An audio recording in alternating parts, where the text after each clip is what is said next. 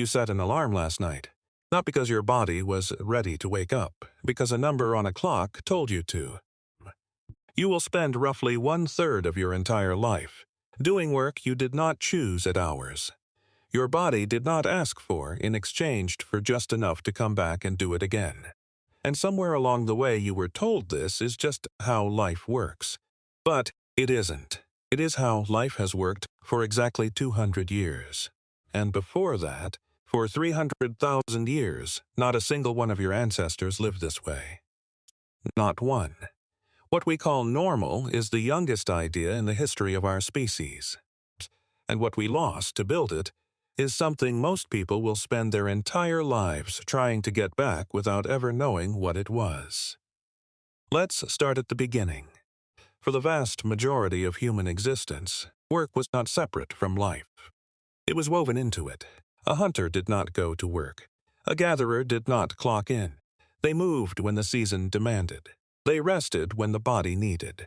They worked until the task was done and stopped the moment it was. There was no concept of hours left in the workday. There was only what needed to be done and whether it was done. Anthropologist Marshall Solins called hunter-gatherer societies the original affluent societies. Not because they had more, but because they wanted less and worked far less to get it.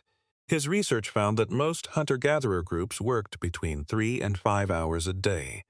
The rest was living, conversation, rest, play, the slow, unhurried movement through a day that belonged entirely to them. This was not laziness. This was the natural rhythm of a species that had not yet been told its time belonged to someone else. Then came farming. About 10,000 years ago, humans began to settle. Agriculture changed everything. For the first time, there was surplus. For the first time, there were harvests that could be stored, traded, taxed. And for the first time, there was someone who could own what another person produced. Work became longer. The body bore more. But even then, the rhythm of life was set by nature. You worked with the seasons. You rested in winter. The land itself told you when to stop. Medieval peasants had more days off than any modern worker. Historian Juliet Schor documented in her landmark book, The Overworked American, that medieval laborers in Europe had roughly 150 holidays a year. Feast days, saint days, seasons of rest built into the calendar of every community. Work was hard when it came, but it came in waves, not in an unbroken 5-day-a-week, 50-week-a-year line from youth to retirement. Then came the factory. And the factory changed the human relationship with work more completely than anything before or since. Before factories, most people worked at home, or in small workshops, or in fields. The work was physical. It was immediate. You could see what you made. You could hold it. You knew when it was done. The factory separated the worker from the product. You no longer made a thing. You performed a task. Every day, for as many hours as the owner required. In the early years of the Industrial Revolution, factory workers in England worked between 14 and 16 hours a day, 6 days a week, sometimes 7. Children as young as 5 worked alongside adults. The body was not a person in the factory system. It was a machine that needed occasional maintenance so it could keep running. Workers began to fight back. The labor movement of the 19th century was not primarily about wages.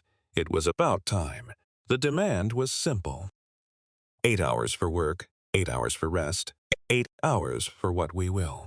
That phrase, 8 hours for what we will, is one of the most quietly devastating in the history of labor.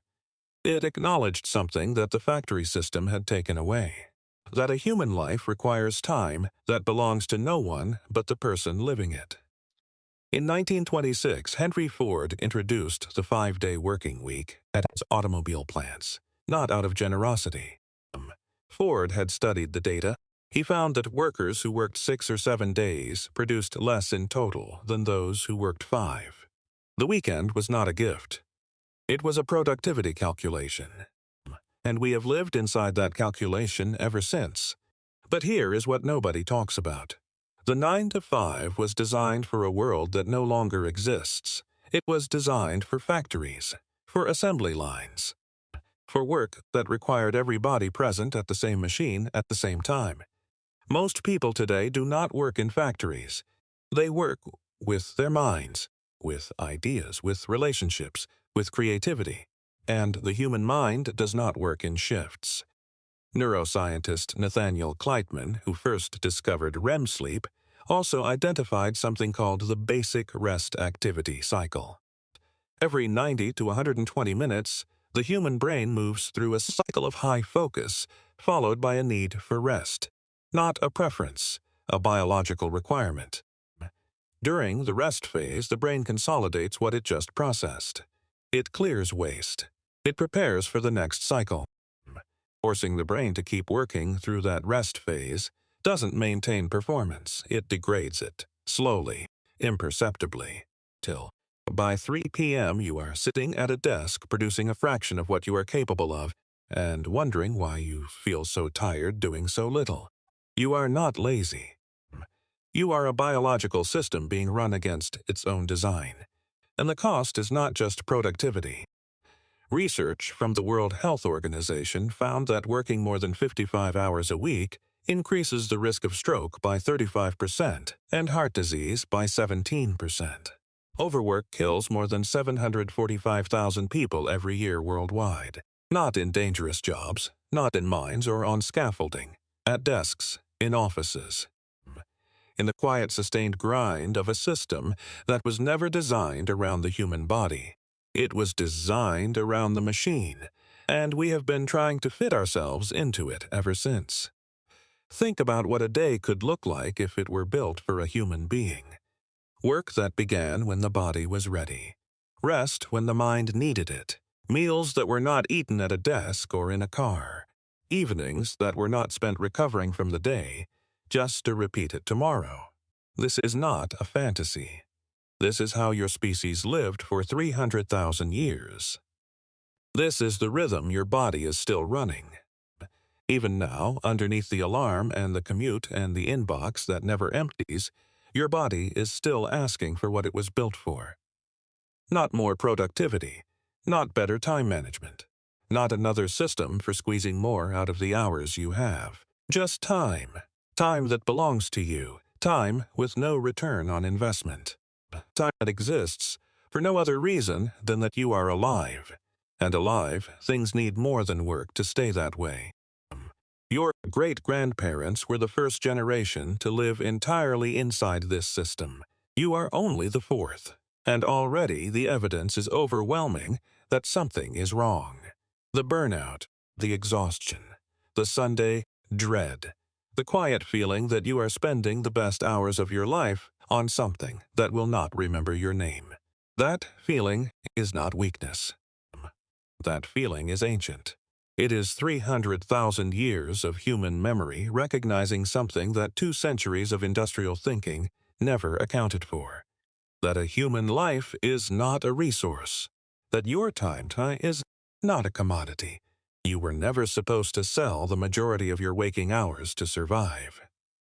You were supposed to live them.